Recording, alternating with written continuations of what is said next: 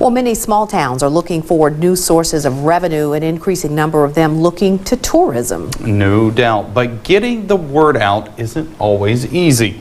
That's why the Mississippi, Tennessee, Alabama Rural Tourism Conference is educating those rural towns on how to lure more visitors. WCBI's Jory Talley joins us live in Columbus with more. Jory? Andre and Joey, this is the first time for Columbus to host the two-day event since 2008, and it's also the first time for Tennessee to be a part of it.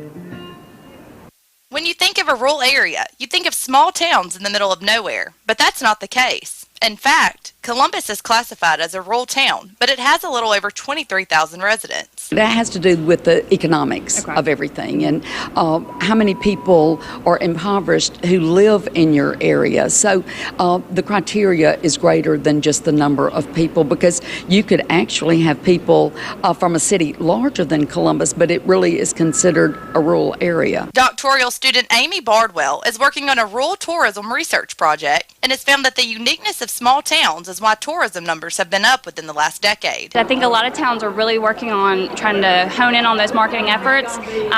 It can really boost the economy in those areas if it's done right. And I believe that a lot of places are doing a really good job right now of trying to get more people to their little towns and their little niche areas by supporting some of these cultural spots that they have. Digging up the roots of a small town is another tourism tool that many may not realize. To realize that history is tourism, and tourism is economic development. I always laugh when I hear people say, no, we need a building on that property. We don't need to have an event, or we don't need to have fishing on the 10 Tom.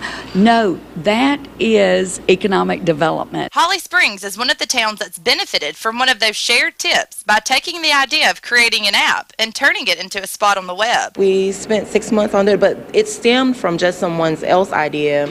And basically what you take away from a conference like this, how can I make it fit my area? So we couldn't afford the app, but we have our cultural map. Wrapping up right behind us with beverages and blues, and it seems that everyone out here is having a great time. Live in Columbus, Jory Talley, WCBI News. Back to the studio.